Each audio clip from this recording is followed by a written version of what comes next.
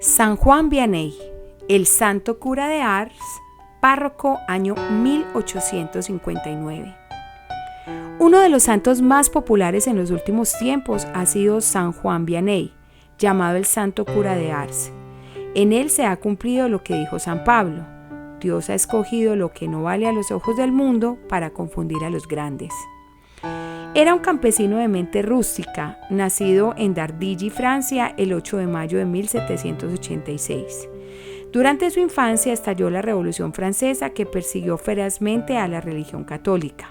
Así que él y su familia, para poder asistir a misa, tenían que hacerlo en celebraciones hechas a escondidas, donde los agentes del gobierno no se dieran cuenta, porque había pena de muerte para los que se atrevieran a predicar en público su religión. La primera comunión la hizo Juan María a los 13 años en una celebración nocturna a escondidas en un pajar, a donde los campesinos llegaban con bultos de pasto simulando que iban a alimentar sus ganados, pero el objeto de su viaje era asistir a la Santa Misa que celebraba un sacerdote con grave peligro de muerte si lo sorprendían las autoridades. Recluta, desertor y fugitivo. Juan María deseaba ser sacerdote, pero a su padre no le interesaba perder este buen obrero que le cuidaba sus ovejas y le trabajaba en el campo. Además, no era fácil conseguir seminarios en esos tiempos tan difíciles. Y como estaba en guerra, Napoleón mandó reclutar a los muchachos mayores de 17 años y llevarlos al ejército. Y uno de los reclutados fue nuestro bibliografiado, San Juan Vianney. Se lo llevaron para el cuartel, pero en el camino, por entrar a una iglesia a rezar, se perdió del grupo. Volvió a presentarse, pero en el viaje se enfermó y lo llevaron una noche al hospital, y cuando al día siguiente se repuso, ya los demás se habían ido. Las autoridades le ordenaron que se fuera por su cuenta a alcanzar a los otros, pero se encontró con un hombre que le dijo: «Sígueme, que yo lo llevaré a donde debe ir». Lo siguió y después de mucho caminar se dio cuenta de que el otro era un desertor que huía del ejército y que se encontraban totalmente lejos del batallón. Un alcalde colaborador. Al llegar a un pueblo, Juan María se fue a donde el alcalde a contarle su caso. La ley ordenaba pena de muerte para quien desertara del ejército, pero el alcalde, que era muy vendedoso, escondió al joven en su casa y lo puso a dormir en un pajar. Así estuvo trabajando escondido por bastante tiempo, cambiándose de nombre y escondiéndose muy hondo entre el pasto seco cada vez que pasaban por allí los grupos del ejército. Al fin, en 1810, cuando Juan llevaba 14 meses de desertor, el emperador Napoleón dio un decreto perdonando la culpa a todos los que se habían fugado del ejército, y Vianney pudo volver otra vez a su hogar. Seminarista frustrado. Trató de ir a estudiar al seminario, pero su intelecto era romo y duro y no lograba aprender nada. Los profesores exclamaban: «Es muy buena persona, pero no sirve para estudiante, ya no sé qué más enseñarle, no se le queda nada en la mente», y lo echaron. Se fue en peregrinación por muchos días hasta la tumba de San Francisco Regis, viajando de limosna para pedirle ayuda a ese santo para poder estudiar. Con la peregrinación no logró volverse más inteligente, pero adquirió valor para no dejarse desanimar por las dificultades. Su gran protector. El padre Valley había fundado por su cuenta un pequeño seminario y allí recibió a Vianney. Al principio el sacerdote se desanimaba mucho Vianney al ver que este pobre muchacho no le quedaba nada de lo que le enseñaba. Pero su conducta era tan excelente, su criterio y su buena voluntad tan admirables, que el buen padre Valley dispuso a hacer lo posible y lo imposible por hacerlo llegar al sacerdocio. Ordenación fracasada. Después de prepararlo por 3 años, dándole clases todos los días, el padre Valley lo presentó a exámenes en el seminario. Fracaso total. No fue capaz de responder las preguntas que esos profesores tan sabios le iban haciendo. Resultado: negativa total que fuera ordenado de sacerdote. Respuesta admirable. Su gran benefactor, el padre Valley, lo siguió instruyendo y lo llevó a donde sacerdotes santos y les pidió que examinaran si este joven estaba preparado para ser un buen sacerdote. Ellos se dieron cuenta de que tenía buen criterio, que sabía resolver problemas de conciencia y que era seguro en sus aplicaciones, en lo que correspondía a lo moral. Varios de ellos se fueron a recomendarlo al señor obispo.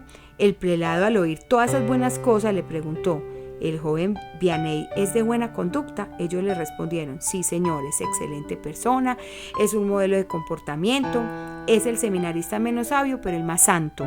Pues si es así, añadió el prelado, que sea ordenado de sacerdote, pues aunque le falte ciencia, con tal de que tenga santidad, Dios lo suplirá en lo demás. Su día grande y hermoso. Así, el 12 de agosto de 1815 fue ordenado sacerdote. Este joven, que parecía tener menos inteligencia de la necesaria para este oficio y que luego llegó a ser el más famoso párroco de su ciclo, 4 días después de su ordenación nació San Juan Bosco. Los primeros 3 años de paso como vicepárroco del padre Valio, su gran amigo y admirador. La parroquia más infeliz de todas. Unos curitas muy sabios habían dicho por burla: el señor obispo lo ordenó, pero ahora se va a encartar con él, porque ¿a dónde lo van a enviar para que haga un buen papel? El 9 de febrero de 1818 fue enviado a la parroquia más pobre e infeliz. Se llamaba Ars, tenía 370 habitantes, a misa los domingos no asistía sino un solo hombre y algunas mujeres. Su antecesor dejó escrito: las gentes de esta parroquia, en lo único que se diferencian de los animales es que están bautizados. El pueblucho estaba lleno de cantinas y bailaderos. Allí estará Juan Vianney de párroco durante 41 años hasta su muerte, y lo transformaría todo. Un método bien fuerte para transformar un pueblo. El nuevo cura párroco de Ars se propuso un método triple para cambiar a las gentes de su desarrapada parroquia, y fue rezar mucho, sacrificarse lo más posible y hablar fuerte y duro. Que en Ars casi nadie iba a misa, pues él reemplazaba esa falta de asistencia dedicando horas y horas frente al Santísimo Sacramento del altar. Que el pueblo estaba lleno de cantinas y bailaderos, pues el párroco se dedicó a las más impresionantes penitencias para convertirlos. Durante años solamente se alimentaba de esas pocas papas cocidas. Los lunes cocina 1,5 docena de papas que le deben durar hasta el jueves. Y ese día hará otra cantidad igual, con lo que se alimentará hasta el domingo.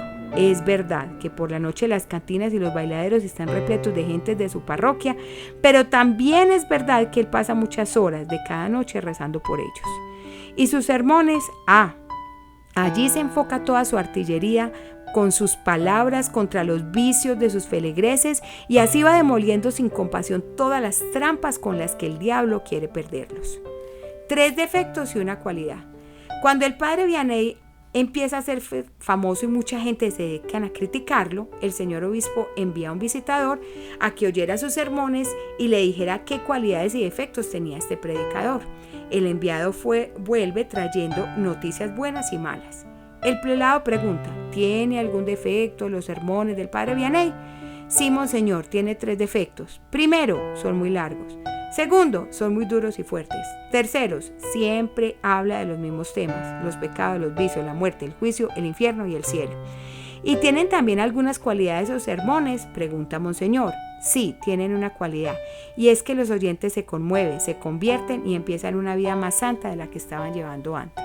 El señor obispo, satisfecho y sonriente, exclamó: por esa última cualidad se le puede perdonar al párroco de Ars los otros 3 defectos. Claro está que el padrecito hablaba también mucho de Jesucristo y de la Santísima Virgen María.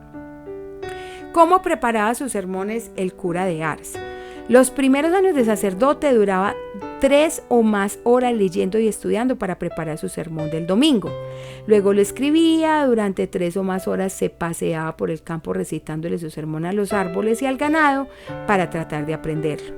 Después se arrodillaba por horas y horas frente al Santísimo Sacramento en el altar y encomendando al Señor lo que iba a decir al pueblo. Y sucedió muchas veces que al empezar a predicar se le olvidó todo lo que había preparado, pero lo que le decía al pueblo causaba impresionantes conversiones. Es que se había preparado bien antes de predicar. Sus luchas contra el diablo. Pocos santos han tenido que entablar luchas tan tremendas contra el demonio como San Juan Vianney. El diablo no podía ocultar su canalla rabia al ver cuántas almas le quitaba este curita tan sencillo, y lo atacaba sin compasión. Lo derribaba de la cama y hasta trató de prenderle fuego a su habitación.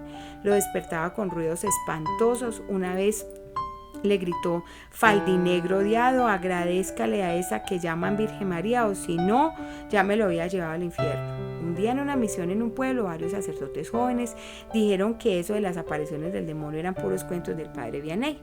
El párroco los invitó a que fueran a dormir en el dormitorio donde iba a pasar la noche el famoso padrecito. Y cuando empezaron los tremendos ruidos y espantos diabólicos, salieron todos huyendo en pijama hacia el patio y no se atrevieron a volver a entrar en el dormitorio ni a volver a burlarse del santo cura de Ars. Pero él lo tomó todo en calma y con humor decía: con el Patas hemos tenido ya tantos encuentros que ahora parecemos dos compinches, pero no dejaba de quitarle almas y más almas al maldito Satanás. Su labor heroica, confesar. Cuando concedieron el permiso para que lo ordenaran sacerdote y escribieron que sea sacerdote, pero que no lo pongan a confesar porque no tiene ciencia sobre este oficio.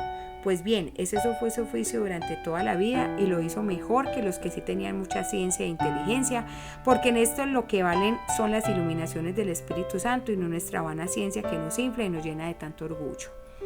Tenía que pasar 12 horas diarias en el confesionario durante el invierno y 16 durante el verano.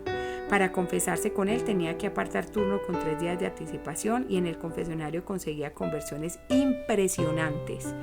El confesor con más clientela en el país. Desde 1830 hasta 1845 llegaron 300 personas cada día a Ars de distintas regiones de Francia a confesarse con el humilde sacerdote Vianney. El último año de su vida, los peregrinos que llegaron a Ars fueron 5.000. La estación del tren de Lyon tuvo que poner una ventanilla especial para vender tiquetes para Ars. Se vendía tiquetes de ida y vuelta con plazo de 4 días para regresar, porque antes de 3 días los penitentes no conseguían turno para confesarse. Junto a la casa cural habían varios hoteles donde se hospedaban los que iban a confesarse. Un horario heroico. A las 12 de la noche se levantaba el sacerdote, luego hacía sonar las campanas de la torre, abría la iglesia y empezaba a confesar.